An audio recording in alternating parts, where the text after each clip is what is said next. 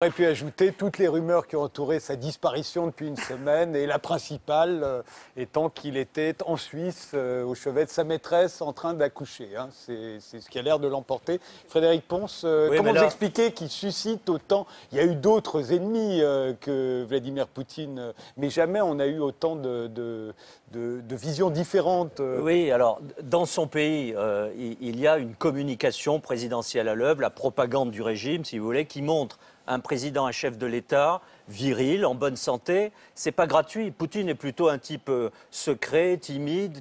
J'ai vu certains de ses proches qui m'ont dit il n'aime pas trop ça, se mettre en scène torse nu sur un cheval. Mais il le fait pour des raisons politiques. Il est dans le registre politique. Parce que jusque-là, les Russes avaient toujours, enfin depuis la fin de l'Union soviétique, les derniers dirigeants soviétiques, puis même Boris Eltsine, c'était des dirigeants vieux, des vieillards, engoncés dans leur manteau, sous leur chapeau, malades, alcooliques, bourrés de médicaments. C'était le cas d'Eltsine. Pas Gorbatchev. Pas Gorbatchev, mais il est resté très peu de temps et il a été emporté par l'histoire. Ouais. Poutine incarne et veut incarner à travers cette communication un chef droit dans ses bottes, sain, viril, pour donner confiance à la population. Alors c'est évidemment instrumentalisé, mais ça fait partie du renouveau politique, spirituel, moral de la force russe. Et on est en plein là dans une réaffirmation de la puissance russe à l'égard de la population russe, mais à l'égard du monde aussi. Quant aux rumeurs, on parle beaucoup de conditionnel, serait le plus riche du monde. Et très souvent, moi j'ai fait ça pour mon bouquin, j'ai remonté ces histoires, l'homme le plus riche du monde et tout ce qu'on dit sur lui. Et quand on remonte, on arrive sur des think tanks américains qui donnent des suppositions. C'est un fonds de pension américain, il le dit. Mais oui, mais il n'y a rien derrière, jamais de preuves. Il est peut-être le plus riche, il a peut-être des milliards dans les paradis fiscaux. 170 milliards de dollars. Mais oui, mais qui peut le dire ? Et manifestement, nous n'avons pas les éléments. Comme Poutine serait le commanditaire, donc on dit non, il n'est plus le commanditaire des meurtres, mais il pourrait les avoir inspirés. Et puis il y a un climat, on va très loin. Mais attendez, juste qu'on puisse commenter comme ça, je suis désolé, qu'on puisse commenter comme ça les images qu'on vient de voir, alors que vous savez, il n'y a pas besoin de remonter dans les livres d'histoire pour savoir ce que c'est que le fascisme. Le fascisme, c'est un chef qui se met en œuvre comme ça, avec des enfants qui chantent et qui disent « vous êtes Dieu sur Terre ». Et vous pouvez commenter ça en disant « oui, vous comprenez, c'est un petit calcul politicien », mais c'est la nature d'un régime et on n'arrive même plus à le penser en France. Attendez, dans quel régime se trouve la Russie? Il faut le préciser, et de façon très tranquille. La Russie est une démocratie autoritaire, une démocratie. Les premiers opposants à Poutine, ce n'est pas le malheureux M. Netsov, qui ne représentait pas grand-chose. Il y a une opposition parlementaire des communistes, une opposition social-démocrate, ultranationaliste. Ils font des voix et des députés. C'est ça l'opposition. Il y a des élections et la Russie, je termine, pardon. Oui. La Russie est une démocratie de 20 ans. Elle n'est pas apaisée comme la nôtre qui a 200 ans d'existence. Et nous avons connu, nous aussi, dans l'histoire de notre démocratie, des périodes extrêmement sanglantes et difficiles. Ne pas l'oublier.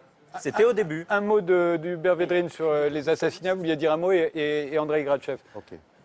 Oui, sur les assassinats, je reviens donc un peu en arrière. J'ai été frappé par une déclaration d'Adam Michnik, vous savez, qui était une des grandes figures de Solidarność, interrogé là-dessus. Et il rappelait un meurtre qui avait eu lieu après la prise du pouvoir par Jaruzelski, du prêtre qui s'appelait Populescu, c'est ça? Oui.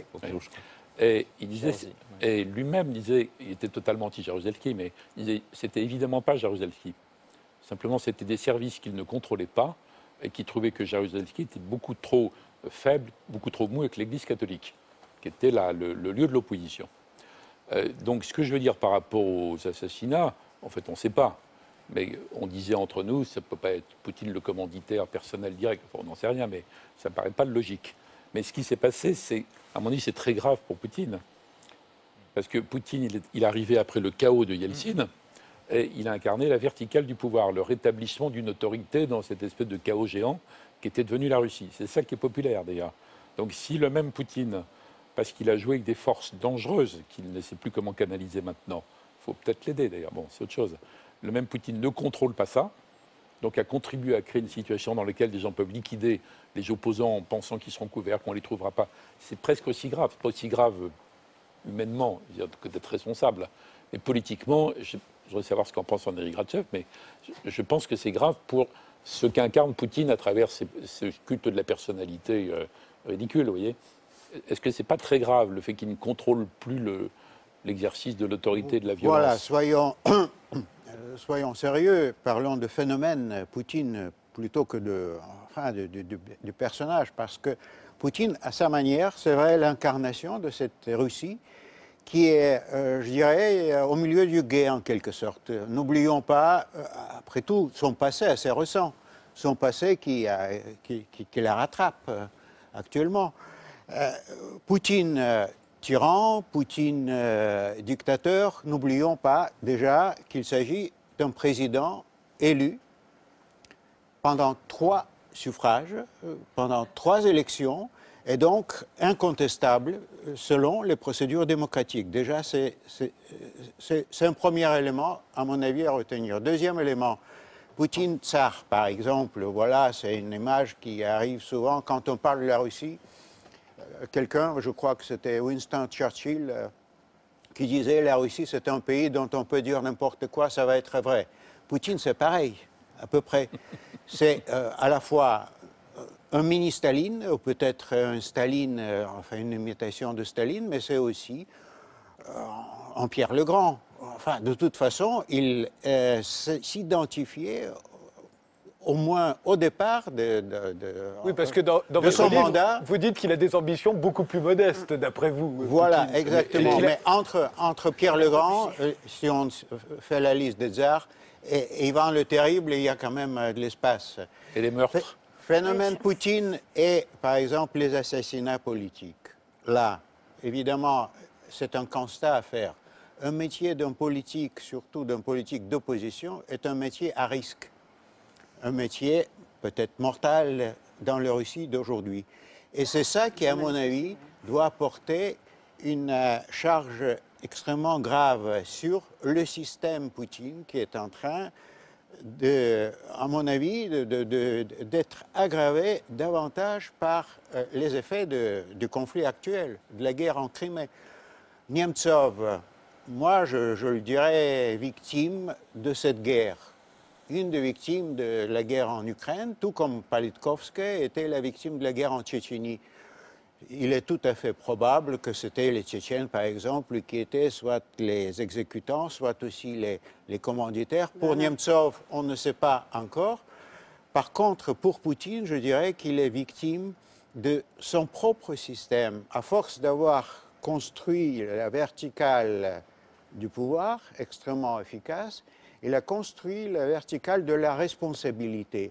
Et c'est cette responsabilité qui actuellement il est obligé de porter sur ses épaules, puisqu'en plus, Poutine, il y a une succession de Poutine. Il y a eu un Poutine pro-américain en tout départ, pro-européenne par la suite, et il y a maintenant, à mon avis, on peut observer un Poutine qui était peut-être un idéologique, pragmatique au départ, qui se transforme à force de l'évolution de la situation. Après tout, 15 ans au pouvoir, vous n'en sortez pas indemne, et surtout s'il s'agit d'un pouvoir, enfin, de type monopole que possède Poutine.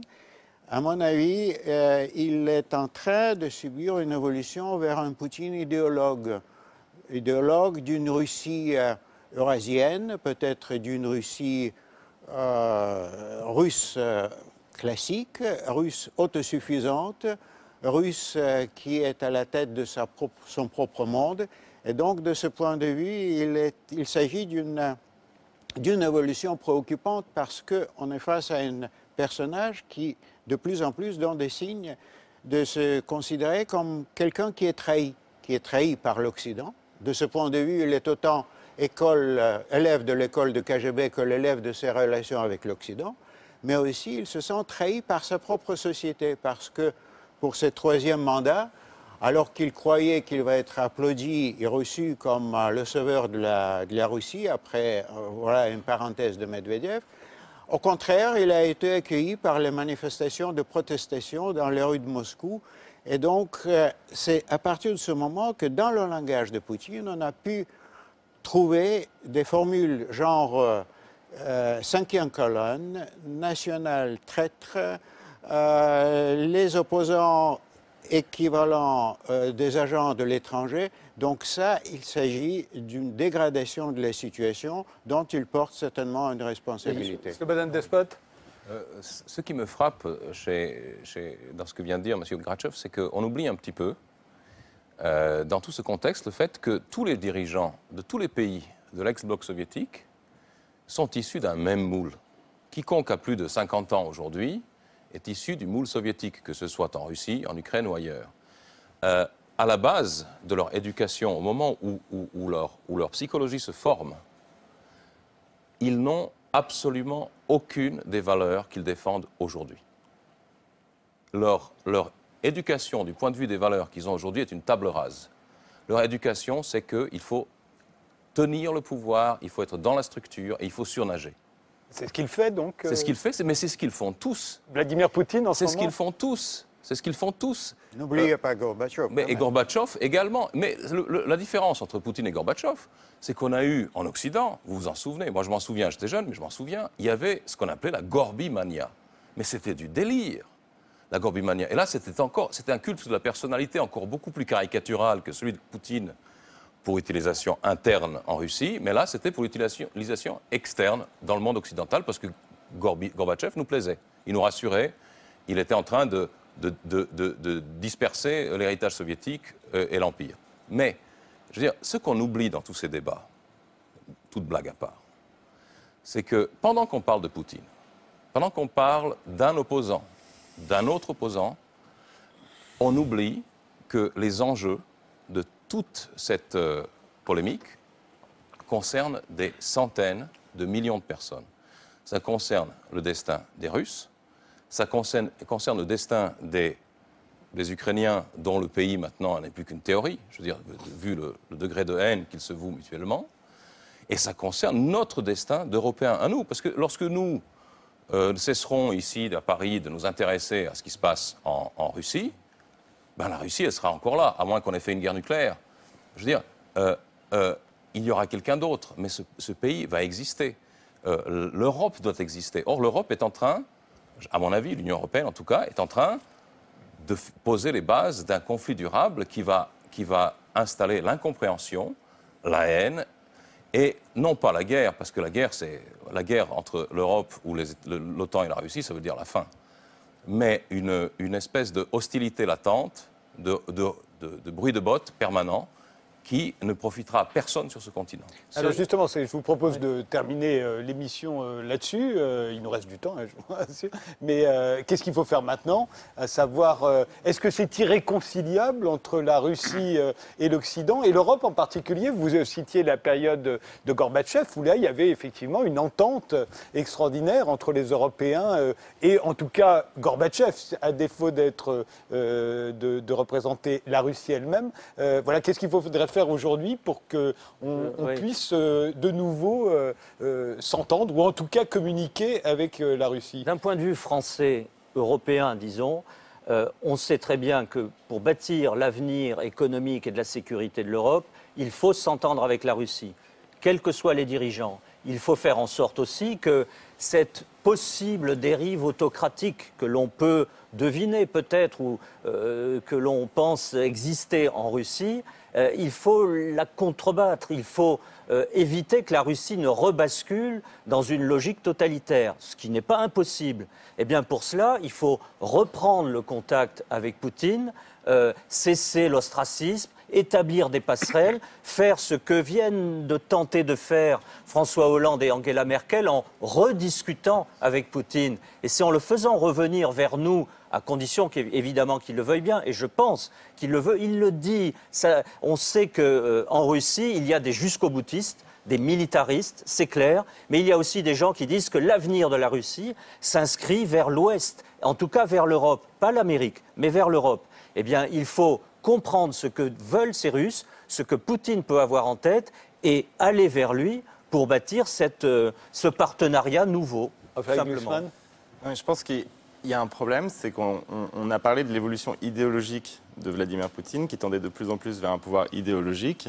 Et il faut comprendre ce que c'est que cette idéologie, et surtout, il faut analyser en quoi cette idéologie, elle a des ramifications chez nous. C'est plus un sujet uniquement de politique étrangère, on peut le regretter, on peut l'accepter, on peut trouver ça formidable, mais en tout cas, c'est plus un sujet de politique extérieure, puisque aujourd'hui, des gens qui partagent la vision du monde exposée dans les textes et les discours de Vladimir Poutine sont aussi très forts en Europe, et que Vladimir Poutine, à travers ses banques ou les banques qui sont affiliées à son régime, finance non seulement le Front National, mais aussi les mouvements d'extrême droite en Autriche, les mouvements d'extrême droite en Allemagne, et que du coup, ce qui se passe, c'est qu'on a un débat idéologique, un conflit idéologique, une bataille culturelle qui dépasse largement les frontières de l'Ukraine et qui a lieu chez nous. Maintenant, ce que je vois, c'est que ce soir, on n'est absolument pas du tout dans ce débat-là. On discute des intérêts ou de l'humiliation de la personnalité de Vladimir Poutine, mais c'est en fait un débat qui a déjà débordé. C'est plus un débat de géopolitique, c'est un débat politique qui a lieu chez nous. Et il y a des gens en France, et vous serez peut-être d'accord, qui épousent la vision du monde de Vladimir Poutine, qui épousent l'idée d'un homme fort, qui épousent l'idée que l'État peut résoudre tout, qui épousent l'idée, enfin, que la violence, parce que le climat de violence, il existe en Russie, il existe dans tous les pays qui voisinent la Russie à cause du régime de Vladimir Poutine, que ce climat de violence est acceptable. Hubert Védrine. Bon, je pense que les phénomènes dont vous parlez existent, mais qui sont marginaux, et que la capacité de la Russie à avoir une influence sur l'Europe occidentale est quasiment nulle, même si ça choque, ça frappe, je ne dis pas que ça n'existe pas. Non, sur le fond, la question c'est comment on sort de cette impasse. Donc je pense qu'il faut absolument trouver un compromis. François Hollande n'employait pas le mot tout à l'heure parce que le mot compromis est parfois péjoratif. Enfin, s'il faut un accord, il faut un compromis autour de ce qui aurait eu lieu de fait avant. Une Ukraine qui est un pont. Dans le meilleur des cas, on arrivera à faire cohabiter les populations. On ne va pas refaire une Ukraine comme ça. Enfin, il faut un statut particulier, garanti des deux côtés, et qu'il y ait un travail sérieux en Ukraine pour que l'économie ukrainienne soit développée correctement. C'était encore pire qu'en Russie quand même, hein, dans les 20 dernières années, la corruption et tout ça. Donc il y a une solution pour l'Ukraine. Ce que François Hollande et Angela Merkel tentent depuis quelques semaines, quelques mois avant François Hollande, c'est bien. Bien sûr qu'il faut le faire. Je pense qu'il aurait fallu le faire plus tôt. J'ai l'impression que Mme Merkel n'était pas disponible plus tôt parce qu'elle espérait, au fond, avoir des atouts personnels par rapport à Vladimir Poutine, ce qui n'a pas marché. Au-delà de ça, il faut reconstruire une relation entre l'Europe et la Russie. Et on n'a pas le choix entre, disons, une sorte de renoncement où on accepterait tout ce que fait Poutine ou le nationalisme russe, et puis l'affrontement et la guerre. C'est absurde. Il faut combiner tout ça. Donc, à mon avis, il faut une politique très claire sur les limites à ne pas franchir. J'ai parlé tout à l'heure de l'OTAN et de l'article 5. Une politique dissuasive qui devrait aider Poutine, si c'est encore possible, je ne sais pas, Poutine de s'appuyer là-dessus pour contenir des forces nationalistes débridées en Russie. Donc il faut être clair, précis, dissuasif, dur, mais en même temps avoir une vision de l'avenir. Et dans l'avenir, il y a toujours la Russie. En effet, avec ou sans Poutine, il y a toujours la Russie qui est toujours à côté. Et il faut que la Russie soit un partenaire par rapport à ça. On aurait par exemple extraordinairement besoin de la Russie dans les affaires du Moyen-Orient. La Syrie, c'est plus compliqué, mais le Moyen-Orient en tant que tel, par Irak, etc., Iran, on n'a pas des intérêts absolument contradictoires. Donc il faut voir tout ça. Les objectifs ne sont pas les mêmes. Je ne pense pas qu'on puisse attendre grand-chose des Américains parce qu'on a soit Obama qui est faible ou qui est obligé de montrer qu'il est très dur pour essayer de convaincre le Congrès sur le futur accord avec l'Iran s'il a lieu. Donc il n'a pas une politique de solution, en fait. Il a une politique de position qui est une guerre de tranchées. En revanche, ce qui est entamé en Europe, et je sais que les autres Européens espèrent que le schéma Merkel-Hollande va marcher, en fait. Même si les Polonais sont plus méfiants, les Italiens plus compréhensifs, ça dépend, il y a tout ça, vous voyez. Donc il faut inscrire ça dans la durée, il n'y a pas d'autre solution. On ne va pas régler ça par la guerre, ni par une exagération sans fin des sanctions très préjudiciables à la Russie, mais aussi à l'Europe. Donc il faut un fil politique réaliste. C'est comme ça que petit à petit, on commencera à apaiser le ressentiment, l'humiliation qu'on peut juger hystérique, absurde, infondée du côté russe. J'ai une question en fait. Mais il faut donc combiner la fermeté, la clarté et la vision d'avenir. Si la personne qui est face à vous ne veut pas le compromis. Oui, vous avez raison de poser la question, mais on ne peut pas prouver que ce soit le cas parce que sinon Poutine se serait lancé dans d'autres aventures beaucoup plus insensées que l'affaire de la Crimée et de la Géorgie. Il ne se serait même pas prêté aux accords de Minsk, qui n'aurait aucun intérêt pour lui dans ce cas-là. Donc moi, je pars plutôt de l'hypothèse, et je connais beaucoup d'experts qui partagent cette idée, que Poutine est fort critiquable, mais que, je ne veux pas dire qu'il est centriste en Russie, mais il ne représente pas ce qu'il y a de plus dur et en Russie avec lequel on ne pourrait pas traiter du tout. De toute façon, comme on ne peut pas prouver que c'est impossible, vous n'avez pas les aimants pour prouver que c'est impossible, il faut tenter ça. C'est ce qu'on tente depuis longtemps. Non, c'est pas tenté depuis longtemps, c'est tenté depuis très peu de temps, pas assez longtemps, et on ne va pas refaire la liste d'occasions perdues, il y en a eu beaucoup. En tout cas, ça mérite d'être tenté avec fermeté et ouverture mélangées. 1 minute pour Manon Loiseau, 1 minute pour André Gratchev. Non, ce qu'on ressent, en tout cas, en étant à Moscou, c'est qu'il faut absolument, effectivement, il faut favoriser un dialogue, parce que les Russes sentent qu'on est contre eux, mais ils sont aidés en ça par une machine de propagande guerrière absolue. Toute la journée, il y a des films qui montrent les bombardements de l'OTAN sur Belgrade, qui vont retrouver les victimes, qui font des plans ralentis sur des flaques de sang.